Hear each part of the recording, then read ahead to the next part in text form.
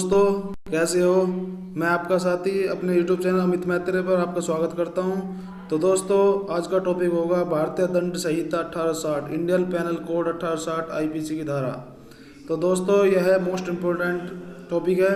यह topic UP sub inspector के लिए बहुत अच्छा है, बहुत ज़्यादा आता है। तो दोस्तों, आज के लिए स्टार्ट करते हैं। चलो, आईपीसी 1860 भारतीय दंड संहिता एक व्यापक कानून है जो भारत में आपराधिक कानून के वास्तविक पहलुओं को शामिल करता है।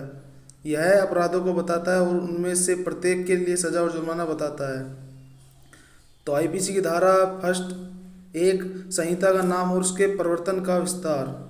तो धारा 2, भारत के भीतर किए गए अपराधों का दंड दिया जाता है। धारा 3, भारत से परे किए गए किंतु उसके भीतर विधि के अनुसार विचारणीय अपराधों का दंड। धारा 4, राज्य क्षेत्र अपरदेशीय अपराधों पर संहिता का विस्तार। नंबर 5, कुछ विधियों पर इस अधिनियम द्वारा प्रभाव न डाला जाना। धारा 6, संहिता में की परिभाषाओं का अपवादों के अधीन समझा जाना। धारा 7 है जो है एक बार स्पष्टीकृत वाक्यांश का अभिप्राय है। धारा 8, लिंग। धारा 9 में वचन है। धारा 10, पुरुष स्त्री। धारा 11, व्यक्ति। और धारा 12 जो है जनता जनसामान्य। धारा 13, क्वीन की परिभाषा। धारा 14, सरकार का सेवक। धारा 15, ब्रिटिश इंडिया की परिभाषा। धारा 16, गवर्नमेंट ऑफ इंडिया की परिभाषा। धारा 17, सरकार। धारा 18, भारत। धारा 19, न्यायाधीश। धारा 20 में जो है न्यायालय। धारा 21, लोक सेवक। धारा 22, चल संपत्ति। धारा 23, सैदोष अभिलाभ हानि। धारा 24, बेईमानी करना। धारा 25, कपटपूर्वक। धारा 26, विश्वास करने का कारण। धारा 27, पत्नी लिपिक या सेवक के कब्जे में संपत्ति। धारा 28, उपकरण। धारा 29, दस्तावेज। धारा 30, मूल्यवान प्रतिभूति। धारा 31, बिल। धारा 32, कार्यों को दर्शाने वाले शब्दों के अंतर्गत अवैध लोप शामिल है। धारा 33, कार्य के लिए।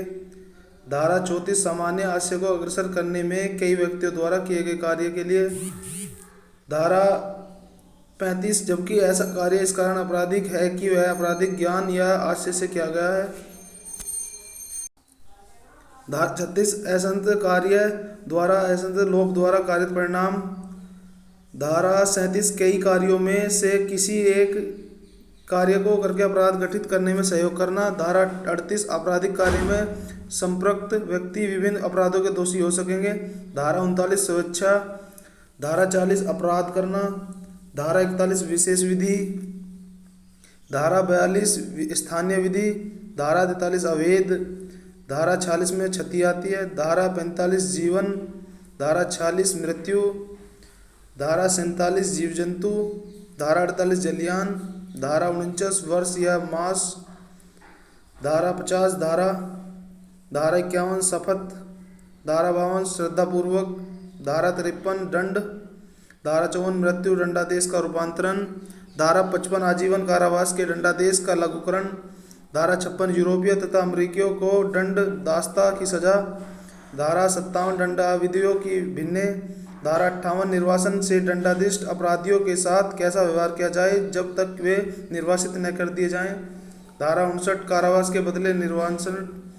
धारा 60, दंडाधिष्ट कारावास के कतिपय मामलों में संपूर्ण कारावास या उसका कोई भाग कठिन या सादा हो सकेगा।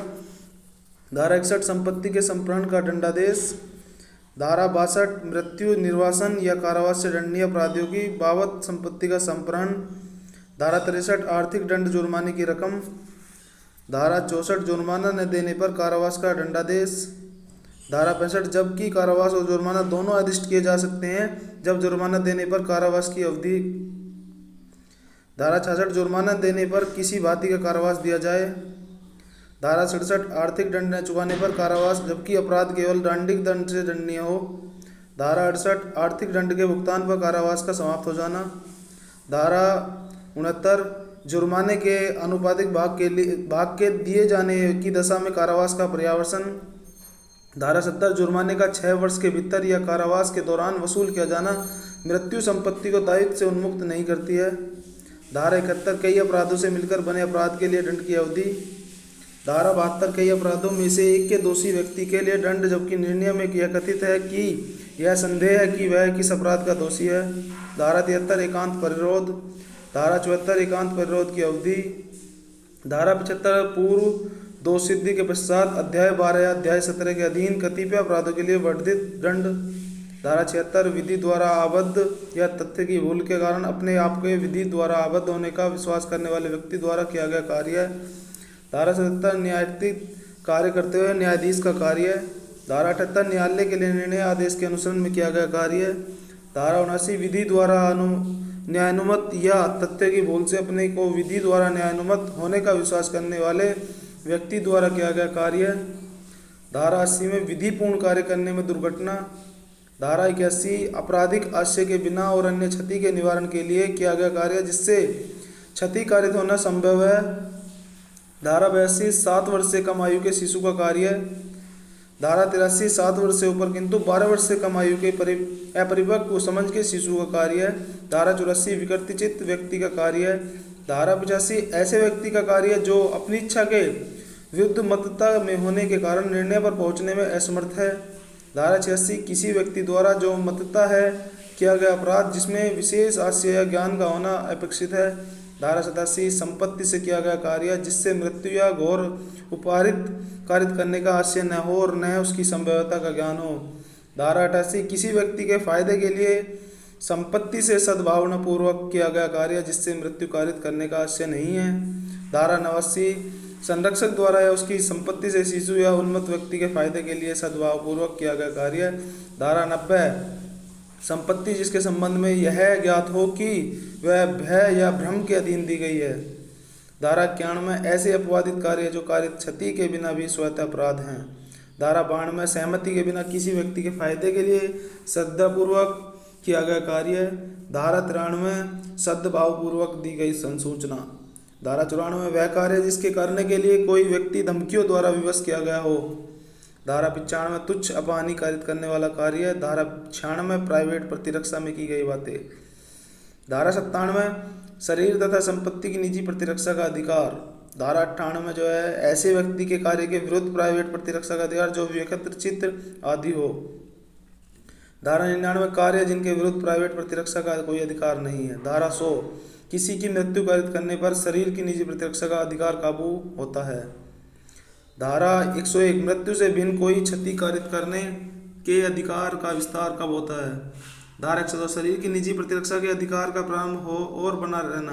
धारा 103 कब संपत्ति की प्राइवेट प्रतिरक्षा के अधिकार का विस्तृत मृत्यु कारित करने तक का होता है।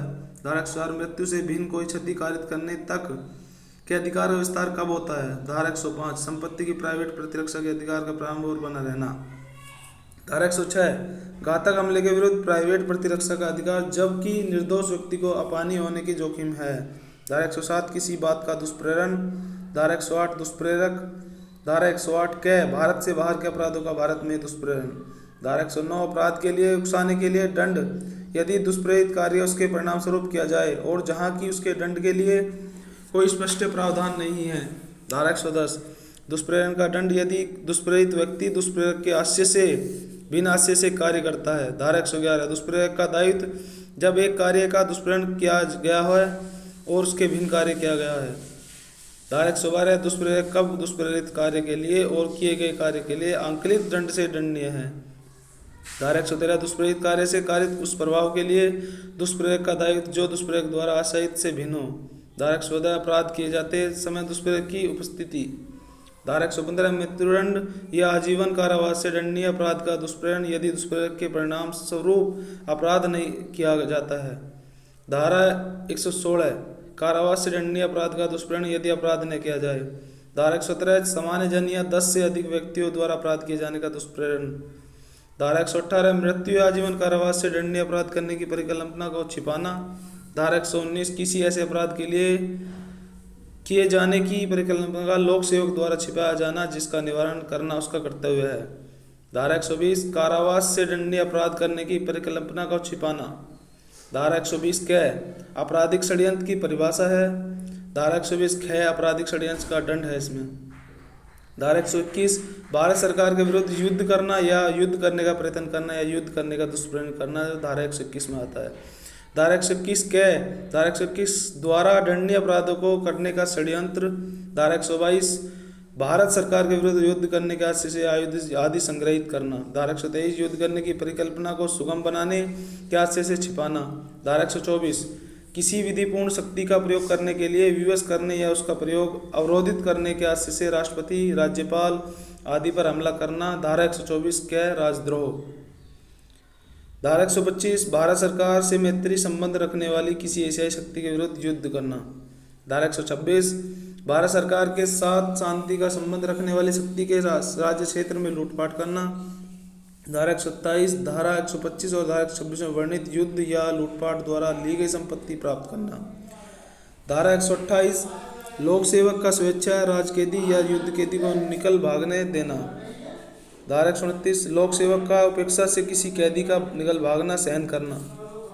धारा 130 ऐसे कैदी के निकल भागने में सहायता देना, उसे छुड़ाना या संशय देना।